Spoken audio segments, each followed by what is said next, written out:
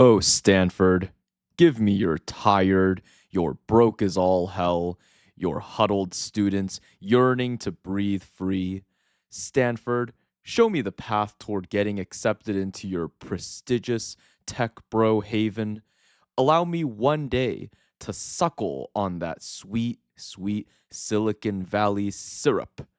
Give me your nectar. Give me your light. Give me your.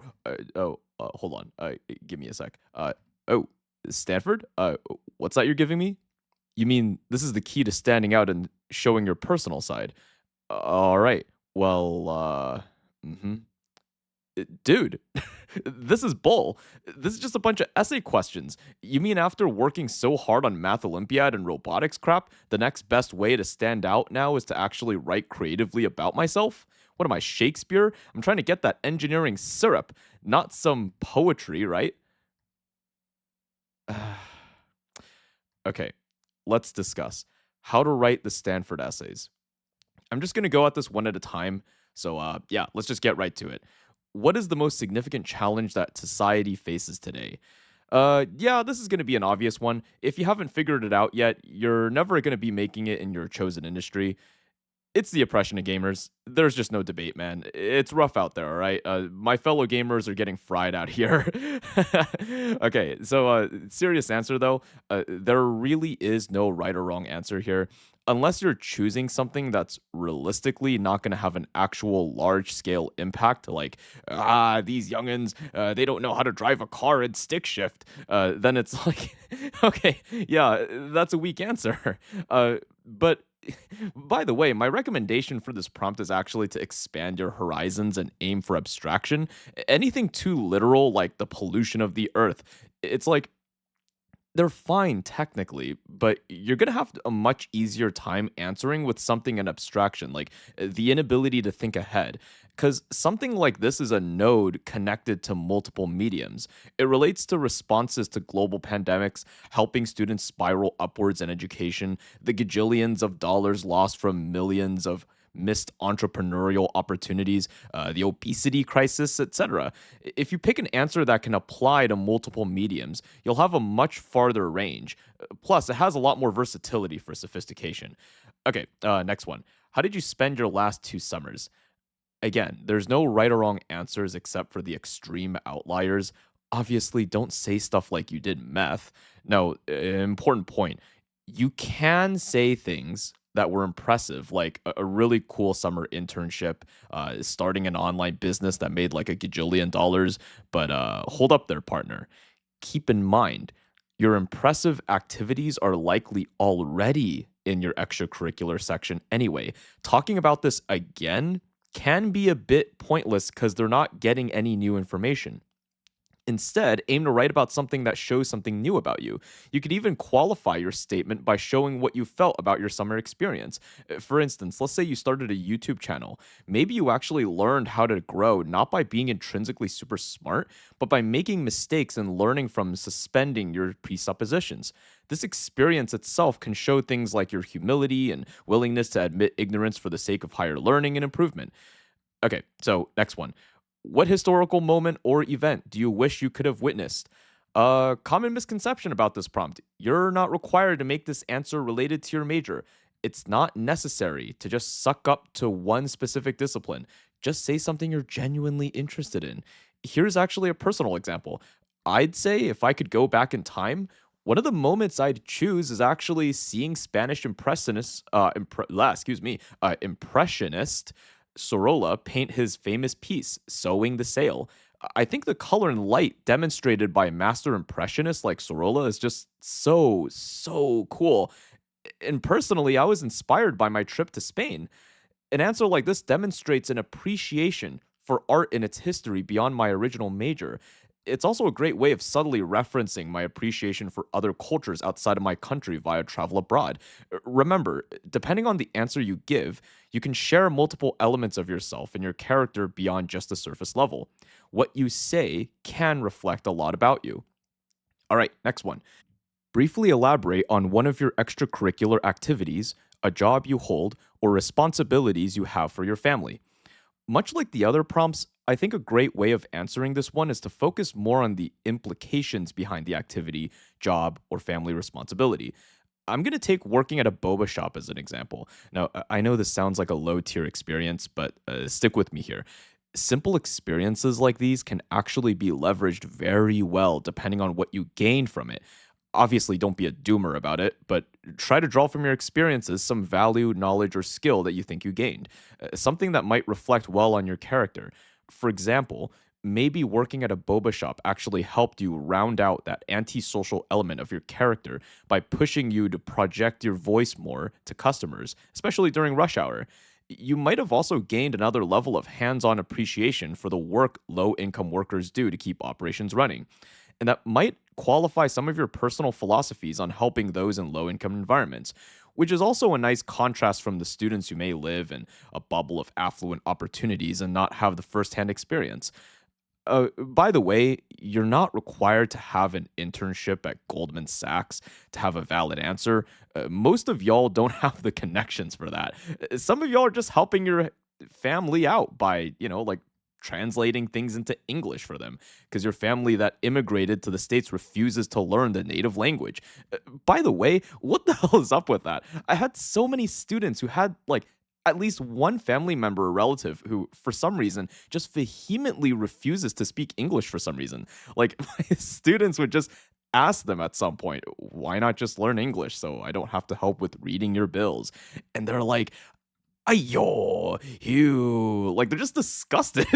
like, I don't know, man. Anyway, yeah, activities like these don't bar you from top schools. Just try to draw out as much value as you can. Even translating for your family can demonstrate a willingness to support and find time to help, despite a very hefty schedule. All right, next one. List 5 things that are important to you. One piece of advice on this one: don't beat the dying horse. I think it's really common for people, especially parents, to be like overlooking what their kids are putting on these essays. And there's just always this fear that admissions officers just don't know that the students find their one intended major or passion project important. Like my brother in Christ, your admissions officers weren't born yesterday, man. like realistically, just try to answer this question honestly and consider what each item actually says about you. Remember, you're not limited to physical objects. You can choose items in abstraction. Maybe you find honor or loyalty important to you. Maybe, as an engineering major, for instance, you find art important to you, and you believe there's a lack of gratitude from the STEM community as they consume the fruits of artists and their labor with impunity. Think about what you find important to you, and remember that each item will say something about your values, which have implications about your character, so on and so forth. All right, let's get to the longer stuff now. The Stanford community is deeply curious and driven to learn in and out of the classroom. Reflect on an idea or experience that makes you genuinely excited about learning. Uh, yeah, honestly, for this prompt, I just have one thing to say. Stop lying, man. like, holy moly. I feel like students think they're so slick when they're just straight up lying through their teeth. But it's just so obvious when reading people's essays that true passion just isn't felt through people's writing. It's often when students just try way too hard to impose this image of themselves to admissions officers. Like, every day I think about coding, literally every day. oh gosh, like the worst is when people force high vocabulary when it's otherwise unnecessary to make you think they're smart. The inner machinations of my mind are an enigma. like, don't be thinking you can fool people with fake extracurriculars. Seriously, I've seen what desperation does to people. And don't be thinking I don't see that sneaky stuff some of y'all do. I know what people would do for that sweet, sweet fang paycheck. I'm the chairman of the hot dog stand. I published a novel all on my own. I'm a successful dropshipper. As previously mentioned, admissions officers weren't born yesterday, man. You Machiavellian, Luciferian, lip licking UC Berkeley snake. like, and I mean, hey, what can I say, man? It's not a bagpipe video unless I bully Cal kids at least once, right? Okay, so a good example for an answer would be something natural and organic. such as coming across very strange mysteries. For instance, take dividing by zero. I think that's an example of an introduction to the weird and wacky, bizarre world of mathematics. Like, these mysterious questions started to breed curiosity and a desire to know why you can't divide by zero. Thus, what makes us genuinely excited about learning? Perhaps it's the idea that we're not as smart as we think we are. Maybe it's the genuine curiosity that comes from coming across a problem so challenging or so confusing that it actually entices you rather than bores you with its simplicity. There's so much you can do with this. A little tip, by the way, it's helpful to think of what this question is as another way of saying what brings you joy. I actually find a lot of my students, if they look at what makes them happy first, they're surprised just how much actual learning is adjacent to it. It typically helps them get to an answer faster. All right, next one. Virtually all of Stanford's undergraduates live on campus. Write a note to your future roommate that reveals something about you or that will help your roommate and us get to know you better. Look, I get it. Y'all already know what I'm going to say. Just be yourself, bro. I think it's really easy to get in the mindset that you know you'll need to be yourself, but once you actually do become yourself, you're like afraid of being cringe. You'll think you sound kind of nerdy and quirky, like in a cool way, right? But you'll just sound like a goober. like now I'll make an entirely separate video regarding college essay cringe because there's actually a lot to talk about it. But long story short, the way to answer this without being cringe is to just suspend the idea that you can dictate how other people think of you. What I mean by this is that you need to phrase your letter in a manner that allows you to be yourself without using language to keyword impose an impression. The keyword here is impose. Like, say you're someone who loves fashion. You like high fashion, but you don't want to sound like too much of a snob, but you don't want to be too much of a plebeian. And oh my God, you're such a nice person because you do all this stuff for other people. And you really have to drive the point home about how much you're a feminist ally and you're totally the number one ally because you do all this for other people. Look at me. I'm so nice. I'm such an ally. I'm such a fashion person. That's cringe. Think of cringe as language meant to control other people and what they think of you. To not be cringe, you need to let your letter and how you word things be open to interpretation. I know that sounds really weird, but funnily enough, it's actually letting readers interpret you however they want and just letting go of that sense of control that actually helps you not be cringe. Don't force your language to manipulate your readers into thinking you're a certain way, except that, like most people your age, you're cringe. All right, final one. Please describe what aspects of your life, experiences, interests, and character would help you make a distinctive contribution as an undergraduate to Stanford University. Listen, 3 words: main character syndrome. While admissions officers are asking about distinctive contributions to the school, you're not expected to be the chosen one who would turn the whole school completely. The reality is that students are still learning in their lives. So try to avoid being arrogant and making sweeping claims like, I'll make the whole school more diverse because I had one diversity initiative as class president. Or my experience in speech and debate will make all my peers and classmates rethink the core of their moral philosophies for good. For I am the hero this school needs. I will save this school. I am justice. Okay, like you get the point, right? Now, if you actually take the time to really think about your experiences, your background, your personality, your interests, and all of that, you'll actually be surprised to see that you can actually really contribute to the community a lot more than you expect.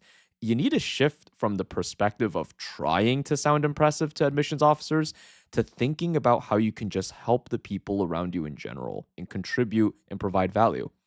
Let's say you have an interest in both engineering and business. In other words, like most in your field, you're after that syrup.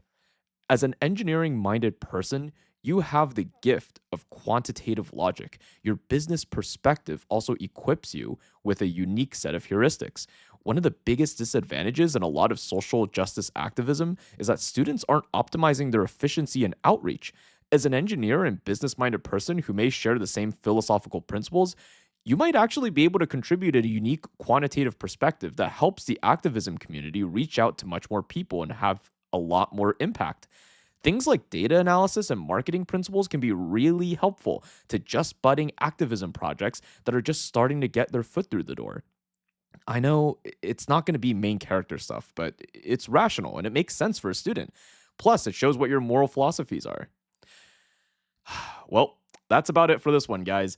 Happy New Year, by the way. Holy moly.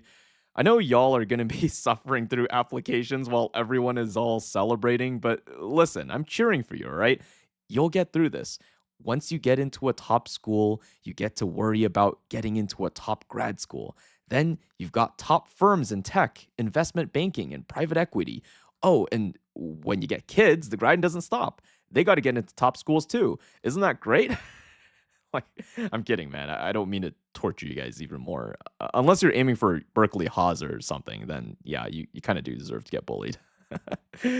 Anyway, thanks so much, you guys, for 500 subs. Y'all are actually crazy. I love you all so much. You guys have no idea how insane it is for me to see how much these videos are taking off and just how much fun I'm having with making these videos, man. And remember, take it easy, you guys. Stay safe, y'all. You thirsty, prestige hungry, morally depraved goobers.